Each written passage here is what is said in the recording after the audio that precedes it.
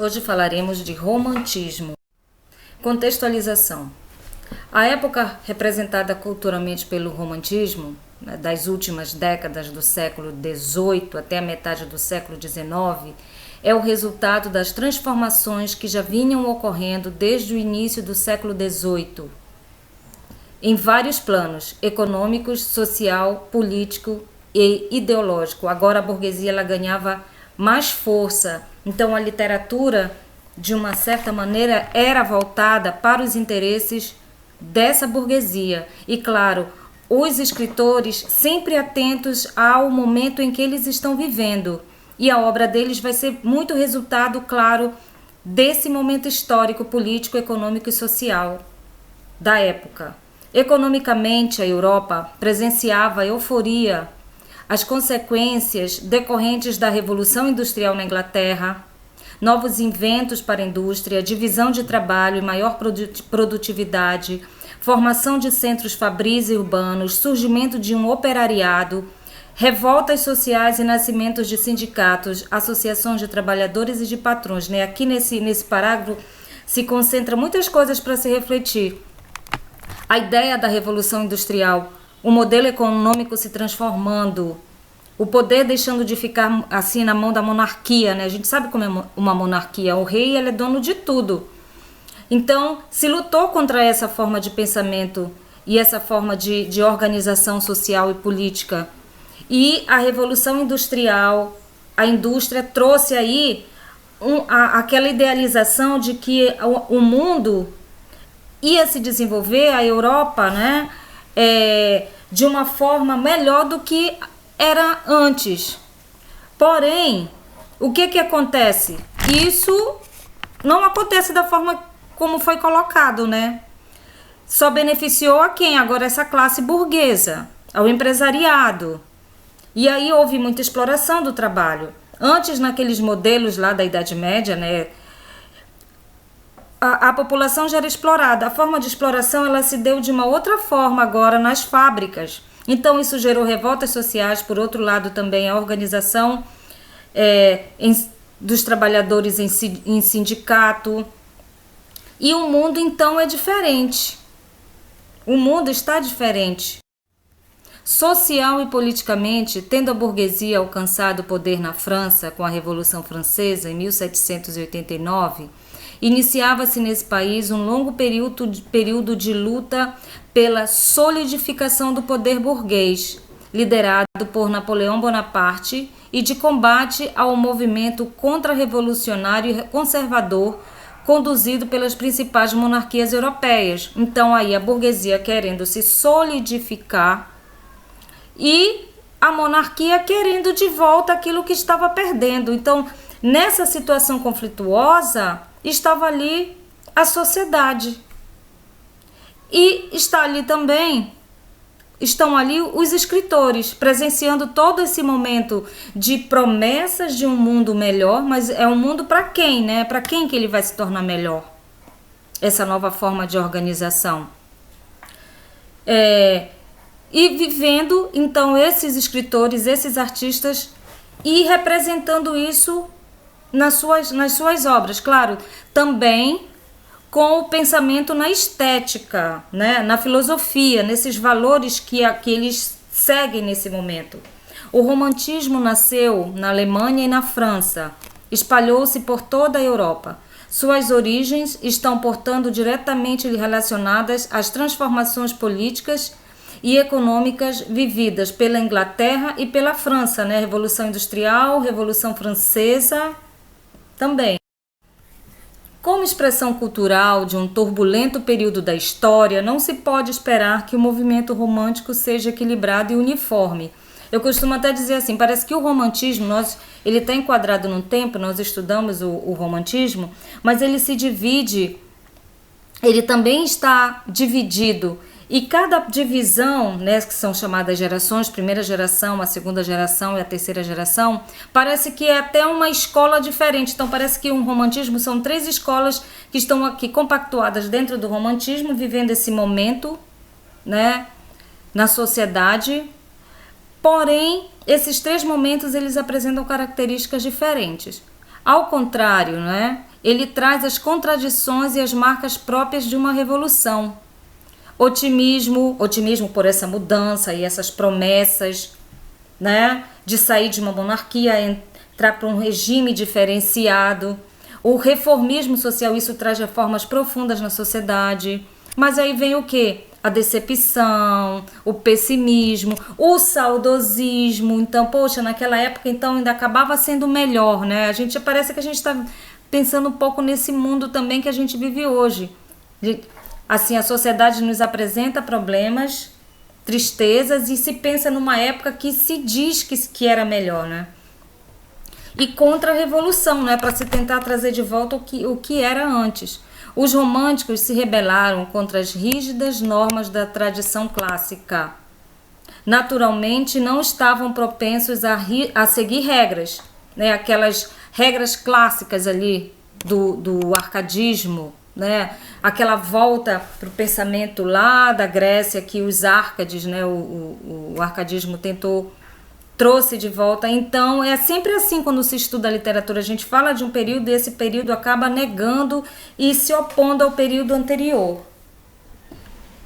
O que os une são certos princípios gerais, né? Aqui falando das gerações do romantismo. Então o que une esses escritores aqui são certos princípios gerais, como liberdade de expressão, já que eles não estão tão ligados assim a normas mais rígidas, e anticonvencionalismo.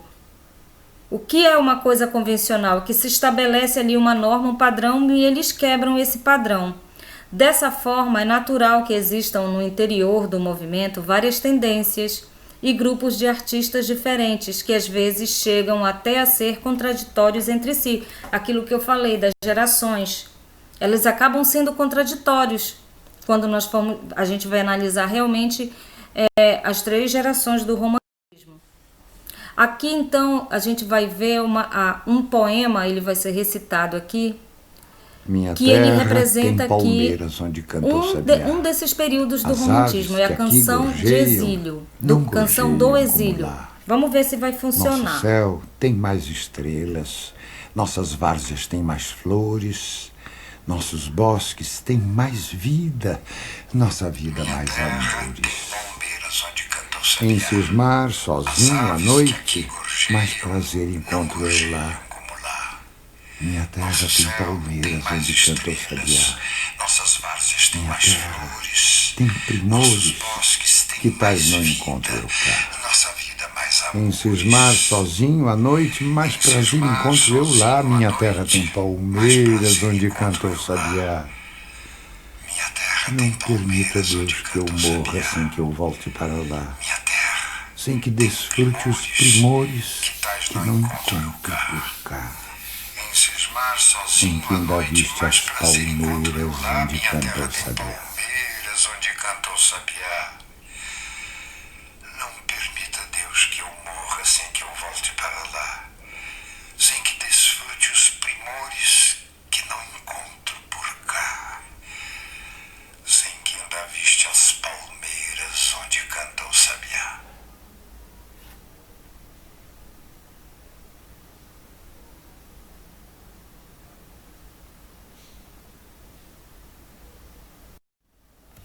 Então vocês viram aí nesse poema, que ele é um poema que fala aqui das belezas do Brasil, né? Minha terra tem palmeiras onde canta o sabiá.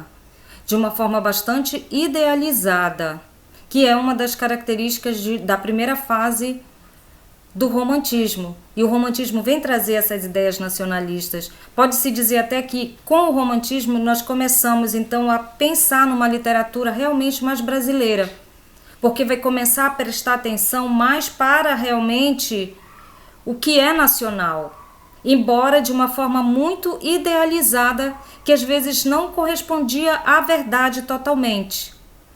Vamos ver aqui a linguagem da poesia romântica. O vocabulário e as construções frasais do poema são simples, né? Não há muita complexidade na estrutura do poema. Presença de palavras de origem tupi, como sabiá, que aí já representa esse olhar então mais para o que é nacional. dessa cultura indígena, embora seja a idealização dessa cultura indígena também. O poema apresenta uma forte musicalidade, é uma poesia cujo encanto verbal desaparece quando traduzida para outra língua, né? Por que isso? Porque vai perder ali talvez as rimas, a combinação entre os sons, que vai gerar toda uma musicalidade. Então, quando tem a tradução, isso se perde. Desaparece mesmo quando dita com a pronúncia portuguesa, talvez sendo falada como os portugueses falariam. E é assim, a canção do exílio, é alguém, né? Gonçalves Dias, o eu lírico, está fora do Brasil, está exilado num outro lugar e sente falta desse país, né? Sente falta do seu lugar de origem, que é o Brasil. Essa musicalidade, portanto, tem a ver com o jeito de falar do brasileiro e também com certos recursos, como as rimas e o ritmo.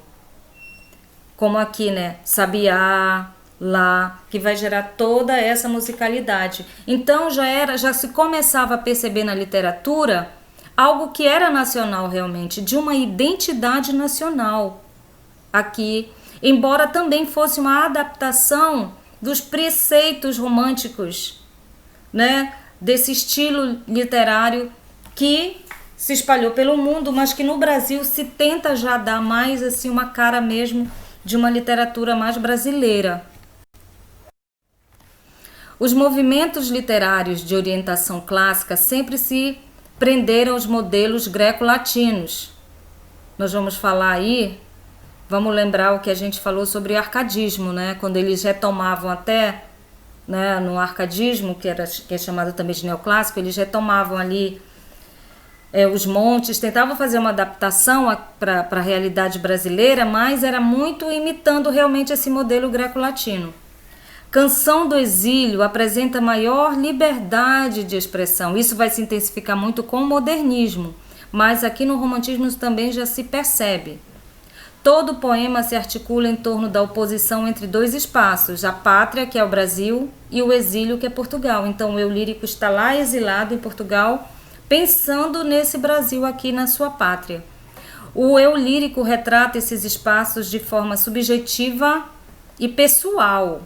É como ele vê. Esse poema é um dos que são assim, se faz mais paródia sobre ele, porque como ele é muito idealista, fala das belezas, outros escritores usaram no modernismo também, e até hoje isso ainda é feito, eles fazem uma paródia para analisar, né? Até que ponto é só bonito, vamos ser mais críticos em relação à realidade brasileira também, né?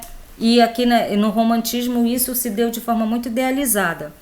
O eu lírico manifesta o sentimento de saudade em relação à pátria.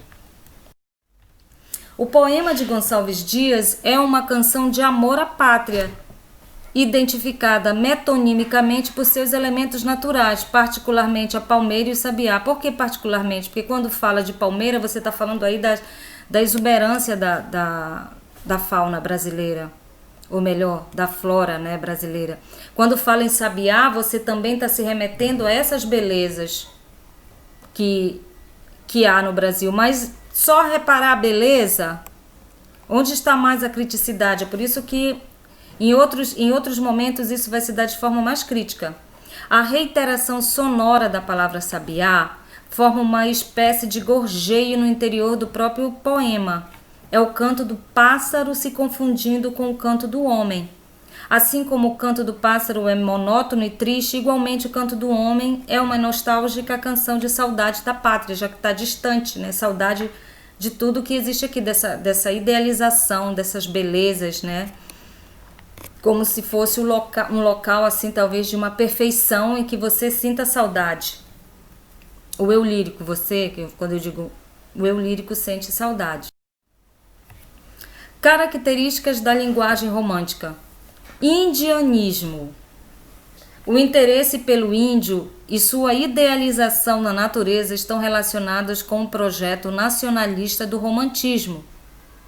O índio, contrapondo-se ao colonizador português, a sua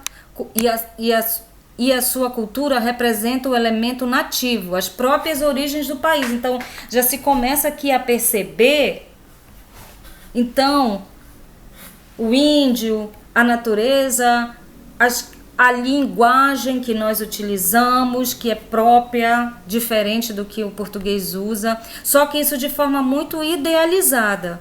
Por ser o representante histórico dessas origens, né, o que já estava aqui, porque o português veio de fora, né, sua figura muitas vezes corresponde à do cavaleiro medieval do romantismo, ao mesmo tempo que encarna o ideal do bom selvagem de Rousseau, né, que é aquela ideia, você nasce bom, o que vai te transformar é o meio. Então é como se esse selvagem, esse índio, ele fosse idealizado na imagem do cavaleiro. Nas obras românticas não brasileiras, se fala muito desse homem medieval, porque o cavaleiro, ele tem aquela ideia do cavaleiro lá da Idade Média, é o quê? Daquele homem que vai defender, que ele vai trabalhar para o rei, defendendo com a sua própria vida. Ele é muito honrado, o cavaleiro. Então, se passou essa imagem para esse índio, né? Então, até aqui tem um trechozinho de uma obra romântica, o Guarani, em que se percebe aqui essa questão do indianismo. É para mim uma das coisas mais admiráveis que tenho visto nessa terra, o caráter desse índio. Ele falando, aqui o trecho, né, está se referindo a um personagem índio da obra. Desde o primeiro dia que aqui entrou salvando minha filha, a sua vida tem sido um só ato de abnegação e heroísmo.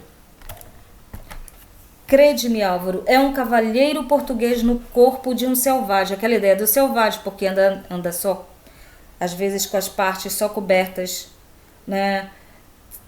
Sem as vestes europeias, né? dos portugueses, andando descalço, caçando a sua comida, né? vivendo numa tribo. É um selvagem, mas na obra os valores dos cavaleiros, né, é passado para esse índio. Isso não corresponde à realidade do que é realmente um indígena, digamos assim. Então, as obras românticas que tratam, elas já buscam uma questão nacional, mas ainda de uma forma bastante idealizada, diferente do que vai ocorrer lá no realismo, no naturalismo, no modernismo.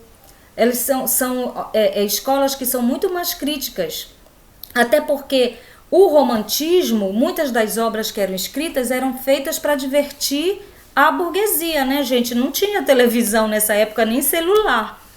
Então a literatura para as classes letradas, para as pessoas que tinham acesso à educação, à escola, né, os burgueses, as pessoas que tinham posses, tudo bem, para qualquer um que quisesse ler e tivesse acesso à educação. A literatura e os romances, eles eram assim a diversão para essas pessoas. Então, era uma literatura que era feita com um intuito de chegar até a esses grupos sociais. Subjetivismo e individualismo.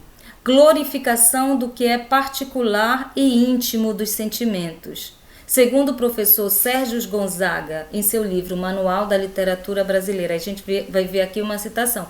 Com frequência, o destino da grandeza individual é a maldição, ou seja, distanciamento pessoal da vida em sociedade, através da solidão voluntária, da orgia, da ofensa aos valores comuns, da recusa em aceitar os princípios da comunidade.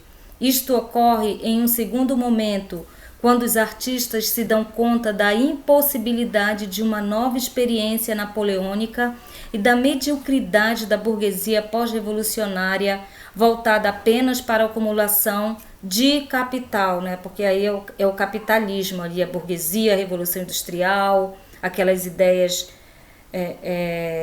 Um dos princípios do capitalismo é a mais-valia, né? Você conseguir lucrar, e lucrar não importa como você vai lucrar. Então isso foi bom para os empresários, isso foi bom para os capitalistas, não para a população. Então aqui nesse trecho a gente já está falando um pouco da segunda geração, tá? Do modernismo, que tem aquela geração mais nacionalista, que vai falar do indígena, né? Vai falar muito das matas, até retomando muito do que eles pesquisaram. Vamos pensar lá no quinhentismo, naquele momento do quinhentismo, da literatura de informação, dos registros que ficaram dos cronistas, dos registros que ficaram dos textos científicos. Então tudo isso que ficou assim muito em voga lá no quinhentismo é retomado aqui nessa fase nacionalista, porque o escritor, ele não é só aquela pessoa que fica viajando, como muita gente costuma dizer. Ele é um pesquisador, ele é um estudioso, eles estudam muito. Então, eles retratam muito na obra esse produto, das pesquisas deles, do que eles sentem também como pessoas vivendo numa determinada época.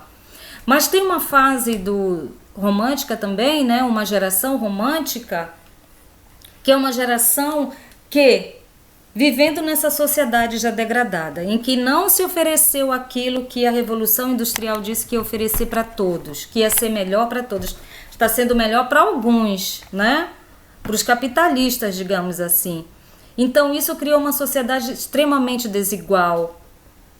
Não se trouxe igualdade, essa nova proposta de política econômica e social, oriunda daí da Revolução Francesa, da Revolução Industrial. E isso causou o quê? Muitos malefícios também. Então tem uma fase, né? Tem um período do romantismo em que as obras elas refletem essa tremenda desilusão com a sociedade. Então, as obras, elas acabam levando os personagens a uma introspecção, a depressão, a sentimento de perda, de morte, ao desejo de morte, as coisas mórbidas, né? Por isso aqui maldição entre aspas, porque não se ofereceu o que deveria oferecer. Então a sociedade padece e esses autores eles representam isso dessa forma, assim.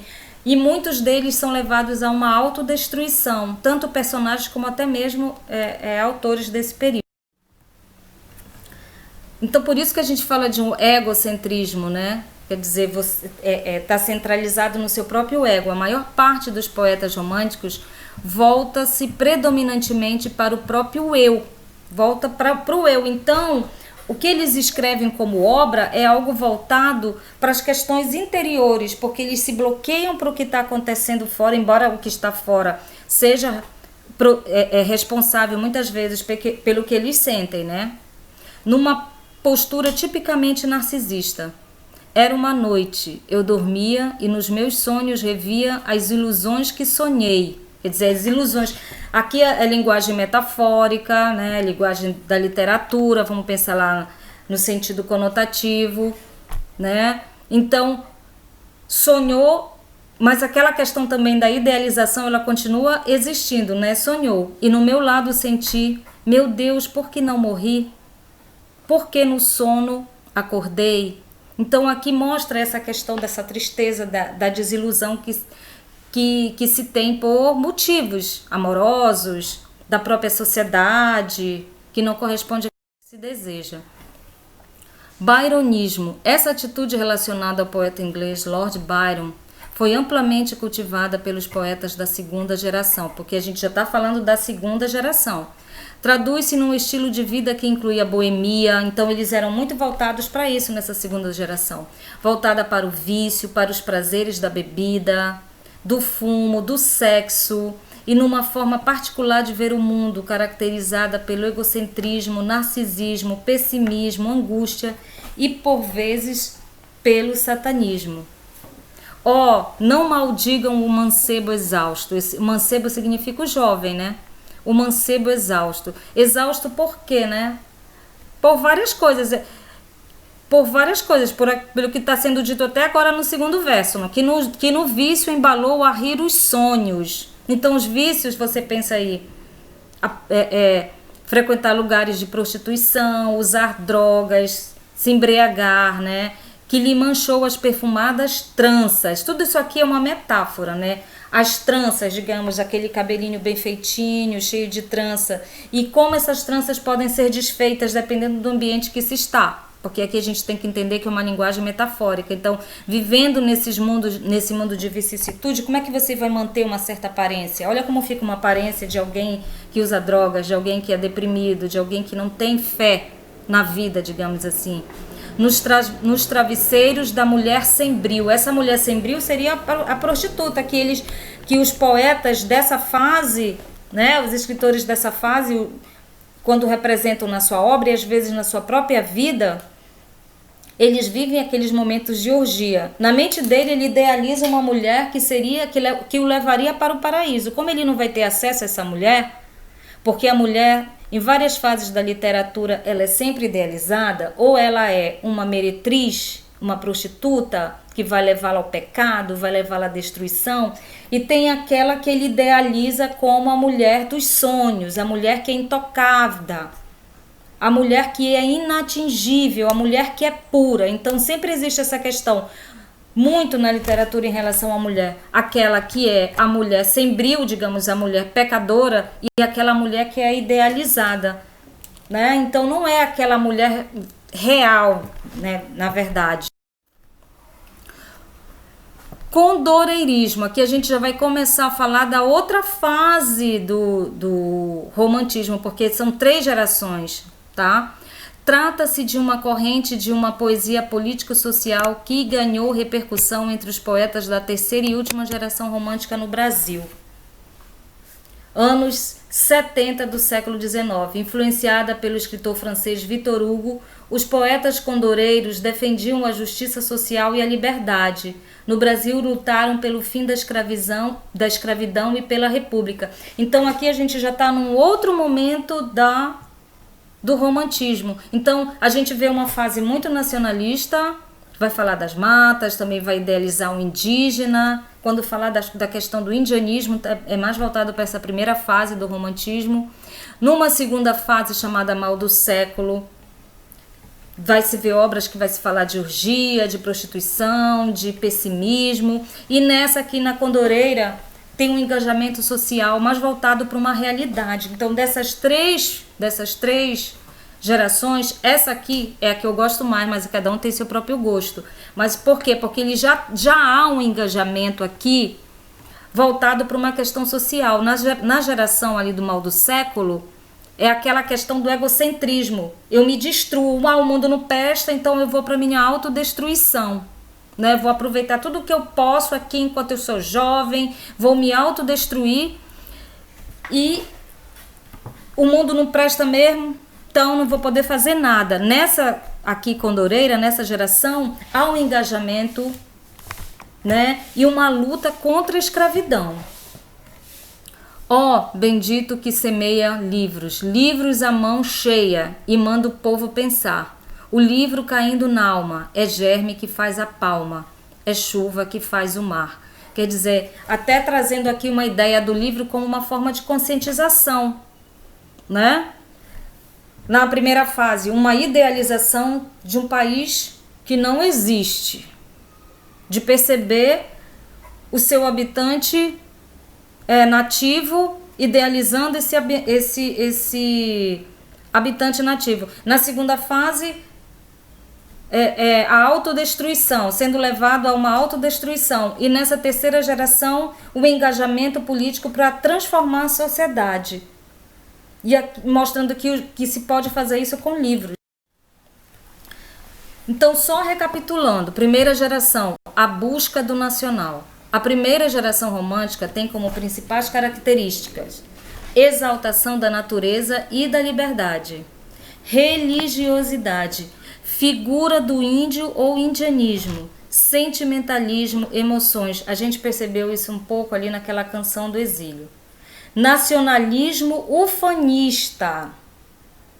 Então é aquele nacionalismo para grandiosidade, mas às vezes não percebendo as questões críticas.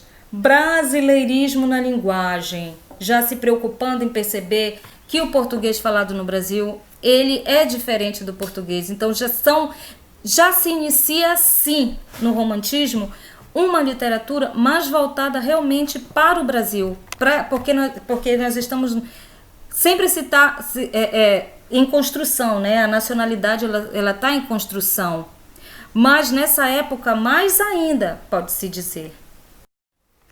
Segunda geração, o ultra-romantismo. A segunda geração baseou-se em uma arte totalmente voltada para o desapego a este nacionalismo e mergulhou em um exacerbado sentimentalismo e pessimismo doentio como forma de escapar da realidade e dos problemas que assolavam a sociedade na época. Também conhecida como mal do século, a segunda geração romântica foi caracterizada pelo extremo subjetivismo, onde o culto ao eu revelava um extremo egocentrismo que culminava com o sentimento de morte, dúvida e obscuridade. Então, observe quando eu digo, né, são 3 gerações bem diferentes dentro do mesmo estilo. As principais figuras artísticas que se destacaram neste período foram Álvares de Azevedo, Junqueira Freire, Casimiro de Abreu e Fagundes Varela. A temática pregada por eles baseava-se no sonho, no devaneio. O amor era aquele platônico, como eu havia falado, a idealização da mulher. A mulher era vista como uma figura inatingível, impalpável, vista mais no plano espiritual do que no material, o que não significa que eles não se relacionavam com mulheres, só que na prostituição. Então era aquela ideia, essa mulher que eles idealizavam nos sonhos e a mulher que era atingível para eles, geralmente a prostituta, né, a meretriz, e se percebe isso nas obras. Aqui um soneto para a gente perceber, né, o tom sombrio e pessimista. Pálida a luz da lâmpada sombria, sobre o leito de flores reclinada, como a lua por noite embalsamada, entre as nuvens do amor ela dormia. Era virgem do mar, na escuma fria, pela maré das águas embalada. Era um anjo entre nuvens da alvorada, que em sonhos se banhava e se aquecia. Era mais bela, o seio palpitando, negros olhos, as pálpebras abrindo, formas nuas no leito resvalando. Não te rias de mim, meu anjo lindo. Por ti as noites eu velei chorando. Por ti nos sonhos morrerei sorrindo. Então aqui um exemplo, aqui num soneto de Álvares de Azevedo, em que isso se torna mais evidente. Essa mulher é uma mulher que ele fala aqui, mas é uma mulher que ele idealiza só no sonho, porque ele está se resvalando, na verdade, o eu lírico lá com as prostitutas, se embriagando nas vicissitudes, e ele idealiza essa aqui que ele nunca vai ter, que só existe nos sonhos dele. Aqui podemos perceber a figura da mulher vista como algo intocável, desejada somente em sonho e jamais conquistada, pois predomina o sentimento de evasão, de falta de autenticidade. O soneto compõe parte da obra poética Lira dos 20 anos e representa um Álvares de Azevedo adolescente. Ele morreu jovem, bastante jovem esse poeta. Casto, sentimental e ingênuo. Ele mesmo chama essas partes de a face de Ariel, isto é, a face do bem, porque depois esse autor escreve uma obra muito pesada, né? Tem uma parte que a obra se torna muito pesada, onde vai se prevalecer principalmente o pessimismo, a descrença, né? Na segunda parte, inclusive a gente vai perceber agora, o poeta introduz o leitor no mundo de Caliban. Então aquele poema lá era parte dele jovem, ainda ingênuo. Esses escritos retratam um mundo decadente, povoado de viciados, bêbados, prostitutas, andalírios solitários, sem vínculo e sem destino. E aí é interessante esse trecho porque ele chama o leitor a ter cuidado, né? Cuidado, leitor, ao voltar a esta página. Aqui dissipa-se o mundo visionário e platônico. Vamos entrar num mundo novo, terra fantástica, verdadeira ilha baratária de Dom Quixote, onde Sancho é rei e vivem Panúrgio, Sir John Falstaff, Bardolph, Fígaro e o Sganarello de Dom João Tenório. A Pátria dos Sonhos de Cervantes e Shakespeare. São referências que ele vai fazendo das leituras, né? Ele tem de personagens. Quase que depois de Ariel esbarramos em Caliban. Então Ariel era esse que era ingênuo. A razão é simples. É que a unidade deste livro funde-se numa binomia. Duas almas que moram nas cavernas de um cérebro pouco mais ou menos de poeta escreveram este livro. Verdadeira medalha de duas faces. Nos meus lábios, onde suspirava a monodia amorosa, vem a sátira que morde. Então, uma fase mais leve dessa idealização ali da mulher, dessa ingenuidade, para uma face bem pesada que leva até mesmo o próprio poeta à morte cedo. Vagabundo. Vagabundo eu durmo e vivo ao sol como um cigano, fumando meu cigarro vaporoso. Nas noites de verão adoro estrelas, sou pobre, sou mendigo e sou ditoso. Ando roto sem bolsos nem dinheiro, mas tenho na viola uma riqueza. Canto à lua de noites serenatas, e quem vive de amor não tem pobreza. Tenho por meu palácio as longas ruas, passeio a gosto e durmo sem temores. Quando bebo sou rei como um poeta, e o vinho faz sonhar com os amores. Então ali, na página passada, ficou então alguma ideia, né, que a gente tem que ser um pouco rápido só para trazer uma ideia. Se fosse na sala de aula, eu ia trabalhar com certeza em mais aulas, mas a realidade nos faz fazer dessa forma. A terceira geração, condoreira. A terceira geração romântica é caracterizada pela poesia libertária influenciada principalmente pela obra político-social do escritor e poeta francês Victor Hugo. Observe como esses escritores, eles também influenciam os escritores brasileiros. Ali Byron, lá no ultrarromantismo, e agora Victor Hugo aqui com ideais de libertação, né? Que originou a expressão geração hugoana, já que é baseada em Victor Hugo. Além disso, a ave símbolo da geração é o condor, por isso condoreira, a ave que habita o alto das cordilheiras dos Andes e que representa a liberdade, daí o nome da geração ser condoeira. A poesia dessa geração é combativa e prima pela denúncia das condições dos escravos. Aquela questão egocêntrica lá do ultrarromantismo, que é a segunda geração, aqui ela não existe. Por quê? Porque justamente a literatura ela se volta para a questão social, que é as condições de escravidão, né? Decorrência do sistema econômico brasileiro baseado no trabalho escravo. Os poetas dessa geração também clamam por uma poesia social, em que a humanidade trabalhe por igualdade, justiça e liberdade.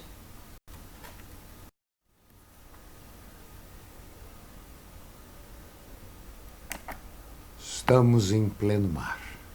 Doido no espaço, brinco no ar, dourada borboleta. E as vagas após ele correm, cansam, como turba de infantes inquietos. Estamos em pleno mar. Dois infinitos ali se estreitam num abraço insano. Azuis, dourados, plácidos, sublimes. Qual dos dois é o céu? Qual o oceano? Estamos em pleno mar. Abrindo as velas ao quente arfar das virações marinhas, veleiro brilha e corre a cor dos mares, como roçam nas vagas andorinhas. De onde vem? Onde vai? Das naus errantes, quem sabe o rumo se é tão grande o espaço.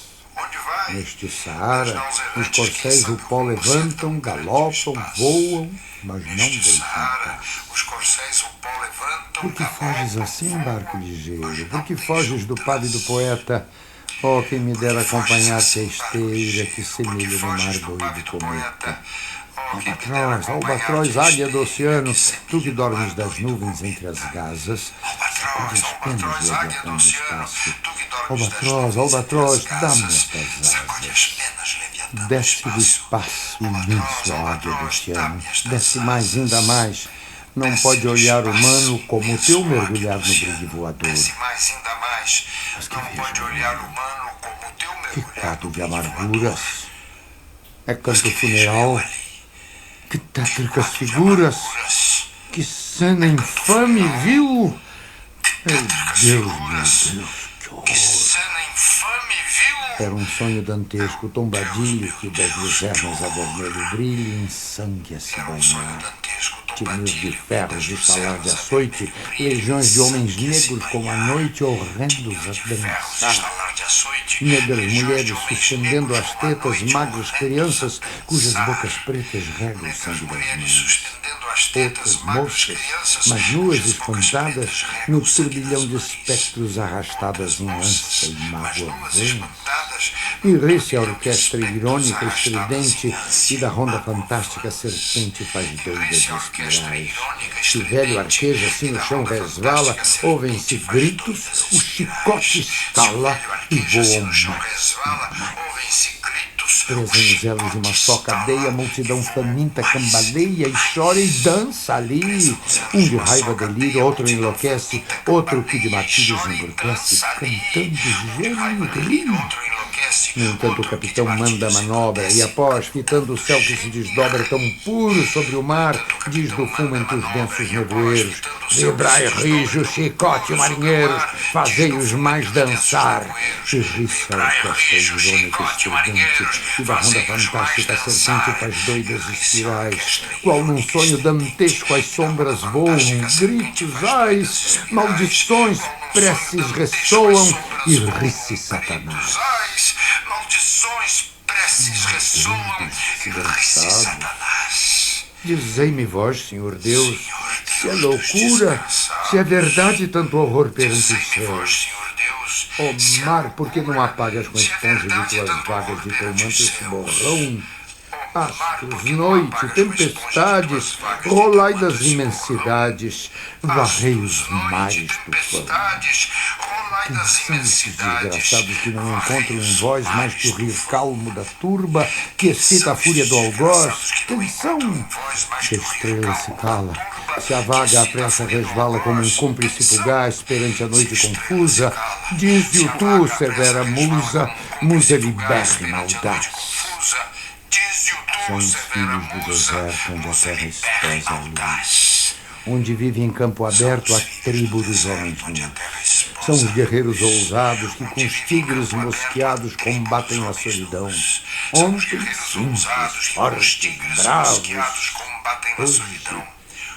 simples, fortes, bravos, hoje míseros escravos, sem luz, sem ar, míseros escravos, sem luz. Ontem a serra liou, a guerra, a caça ao leão, o sono dormido, à toa, sob as tendas da amplidão.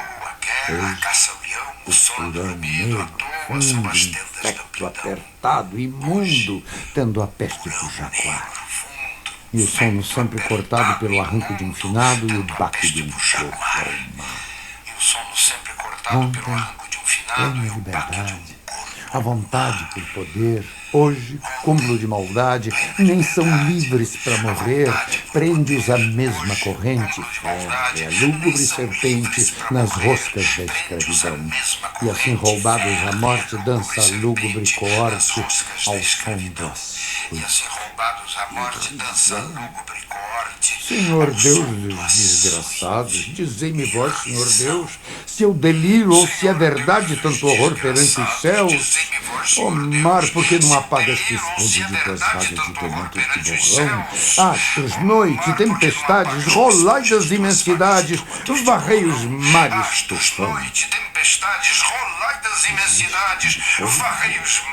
Que a bandeira empresta para cobrir tanta infame cobardia e deixa transformar-se nessa festa em manto impuro de bacante fria. Mas que bandeira é esta que imprudente na gávea tripudia? Meu Deus. Mas que bandeira é esta que impudente na gávea tripudia? Chora tanto Silêncio. que o pavilhão se lave no teu pranto. alviverde pendão de minha terra, que a brisa do Brasil beija e balança, estandarte que a luz do sol encerra e as promessas divinas da esperança. Tu, que da liberdade após a guerra foste hasteado dos heróis na lança, antes te houvessem roto na batalha, que servires a um povo de mortalha. Fatalidade atroz que a mente esmaga, extingue na história o brigue imundo, o trilho que Colombo abriu na vaga, como míris no pélago profundo. Mas a infâmia é demais. Da etérea plaga, levantai-vos, heróis do novo mundo. Andrada, arranca esse pendão dos ares. Colombo, fecha a porta dos teus mares. Colombo, fecha a porta dos teus mares.